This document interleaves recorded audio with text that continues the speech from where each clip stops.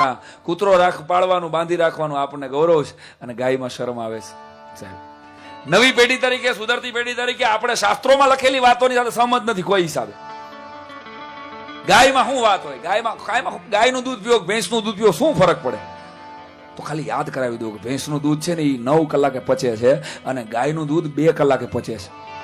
ગાયની ઓરા, માણસની ઓરા 5 મીટર સુધી, 2 મીટર સુધી કામ કરે છે, જ્યારે ગાયની ઓરા 500 મીટર સુધી કામ કરે છે. ખાલી યાદ કરાવી દઉં. વિશ્વના વૈજ્ઞાનિકોએ સાબિત કરેલી વાત તમે કદાચ શાસ્ત્રોનું ન માનો, પણ વૈજ્ઞાનિકો તો માનો ને. હવે તો એવું છે કે અમેરિકાથી, લંડન થી કોઈ સર્વે કરીને આવે ને ત્યાં આપણે માનશું.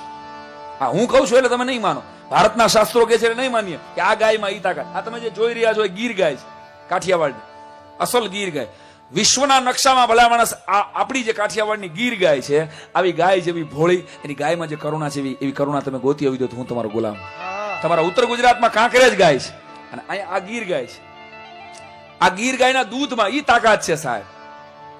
ક્યારેક નવરા પડો ને તો ખાલી ઇન્ટરનેટ ઉપર સર્ચ કરજો. આ જેટલા જુવાનિયા બેઠા છો એને કહું છું, 1965ની સાલમાં કૃષ્ણકુમારસિંહજી જે 3 વાતો મેં મારા રંગકસુમલ ગુજરાતી પુસ્તકમાં લીધી છે, મેં સંશોધન કરી એવો મારો દાવો નથી, પણ મેં ભૂલી ગયેલી વાતોને યાદ કરાવી છે. ભાવનગરનું છે કોઈ આમાં? ભાવનગર વાળા કોઈ બેઠા હોય તો કદાચ વાહ, 10-20 જણા છે. કૃષ્ણકુમારસિંહજી ભાવનગરના મહારાજા, અને એની પાસે 500 આ ગીર ગાયો હતી જે આમાં તમને દેખાય છે, લાલ રંગની ગીર ગાય.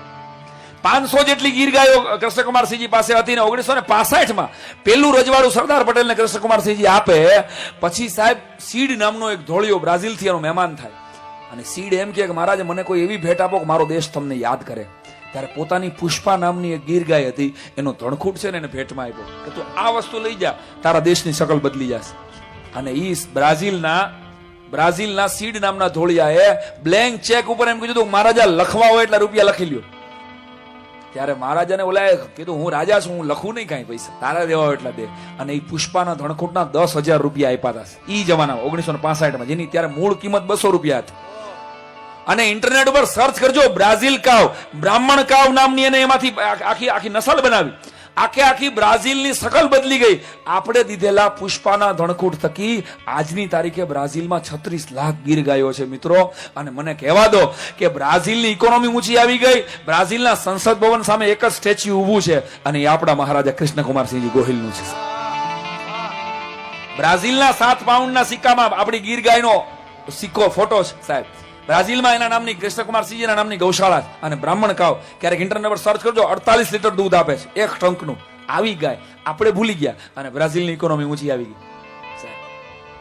આપણી કઠણાઈ છે કારણ કે આપણે ગાયનું દૂધ મૂકી દીધું, ગાયની સેવા મૂકી દીધી સાહેબ.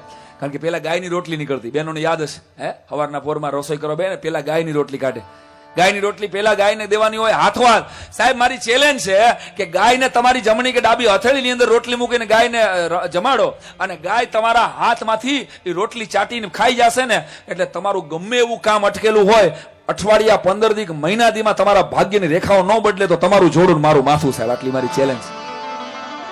કારણ કે ગાયની જીભ છે ને એમાં વરુણદેવ બિરાજે છે ને, એ જીભ તમારા હાથને અડશે ને એટલે તમારા ગમે એવા નબળા ભાગ હોય ને ભાગ બદલી જશે. બ્રાહ્મણના દીકરા તરીકે તમારી પર ભરોસો હોય તો આટલું કામ ખાલી કરી દીધું. ગાયને હાથવાત પ્લાસ્ટિકમાં ન ખવડાવું, બહેનોને કહું કે એને હાથમાં રોટલી ખવડાવી, એની જીભ તમને અડશે ને સાહેબ. હું એવા માણસોને મળેલો છું. જસદણની અંદર એક ઘનશ્યામ ભરાડ કરીને માણસ જીવે છે, ક્યારેક જાવ તો હું ગોતજો. એ માણસ ગાયની સેવા કરે છે. આ માણસને હું મળ્યો છું, ગાયની સેવા કરે છે. 45 વર્ષ, અત્યારે એની ઉંમર 65 વર્ષ છે. 65 વર્ષમાં એને એક હાથ નથી, ઈશ્વરે આપ્યો નથી, એક્સિડન્ટમાં એક હાથ નથી, એક જ હાથ છે સાહેબ. એને અત્યાર સુધીમાં 22,000 ગાયોને કતલખાનાથી બચાવી છે. આ ઘનશ્યામ ભરાડ, જેને અમે આ બધા ટીમના માણસો મળ્યા છે, એ ઘનશ્યામ ભરાડ આજની તારીખે 65 વર્ષની ઉંમરે હાથ પકડી લે એટલે કોઈ એનો હાથ છોડાવી ન શકે. જીવન આખી એને ગાયનું દૂધ પીધું છે અને કોઈ દિવસ દવા નથી લીધી એને. જસદણનો આ માણસ કોઈ દી દવા નથી લીધી. એટલે એક દી મારી ઘરે આવ્યો, મેં કીધું મામા તમે કોઈ દી દવા ન લીધી? મને કે એક વખત મને બહુ આમ ફ્લૂ જેવી અસર થઈ ગઈ હતી અને મને એમ થઈ ગયું કે આજે મારે દવા લેવી પડશે. 55 વર્ષની ઉંમરે મને પહેલી વાર એમ થયું કે મારે ડોક્ટર પાસે જવું પડશે, બાકી હું ગાયનું દૂધ પીઉં છું અને ગૌમૂત્રથી સ્નાન કરું છું, એટલે મારે દવા લેવી નથી પડતી. સાંભળજો, આ માણસ જીવે છે. એટલે મને કે હું મને એમ થયું કે મારે જવું પડશે, પણ જાતા જાતા ડોક્ટર પાસે થયું કે હાલને એકવાર મારી ગાયોના દર્શન કરીને પછી જાઓ. એટલે આ માણસ પોતાની ગૌશાળામાં આવ્યો જસદણમાં, અને કોણ જાણે એને હું ફીલ થયું એટલે એને શર્ટ કાઢ્યો, ગંજી કાઢ્યું અને નાનકડી પોતળી પહેરી અને ગાયું પાસે બેસી ગયો. આજુબાજુ 50 જેટલી ગાયોનું ધણ આવી અને એને વીંટળાઈ ગયું.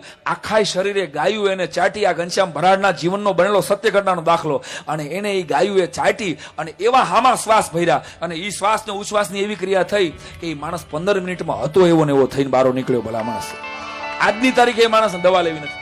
આવા માણસોને હું મળેલો છું, એટલે મારી પ્રાર્થના છે. હા, એકાદ બે વાત હાસ્યરસિંહ સાથે એટલે કરું છું. કદાચ તમને ખબર હશે, ભોપાલની ગેસ દુર્ઘટના યાદ છે કોઈને? 3 ડિસેમ્બર 1985 નો દિવસ. કાર્બોહાઈડ્રેટની ઝેરી ગેસ એમાંથી લીકેજ થાય, હજારો માણસો મરી જાય, લાખો આંધળા થઈ જાય, અપંગ થઈ જાય. ત્યારે ભોપાલનો ધ હિન્દુનો અખબારનો ટાઈમનો આ બનેલો સત્ય ઘટનાનો કિસ્સો. 1 માઇલ દૂર 2 ઘર હતા, સોહનલાલ કુશવાહ અને NL રાઠોડ. આ 2 ઘરની અંદર એક પણ માણસ મર્યું નથી, એક પણ માણસ માંદું નથી પડ્યું, અને આજની તારીખે એનો વંશ એમને જીવે છે, કોઈ પણ જાતના ખોડખાપણ વગર. કારણ શું?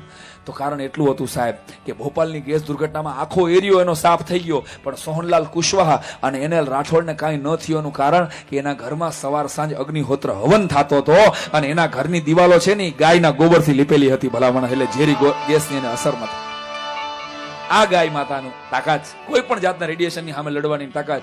પણ આ વાત ન્યુઝીલેન્ડ વાળા આવીને તમને કહેશે ને, તઈ તમે માનશો. આ વાત અમેરિકાની યુનિવર્સિટી, જાપાનની યુનિવર્સિટી તમને કહેશે, તઈ તમે માનશો. બાપ, આવી ગાવડીઓને આ પૂજા કરનારો આ દેશ છે.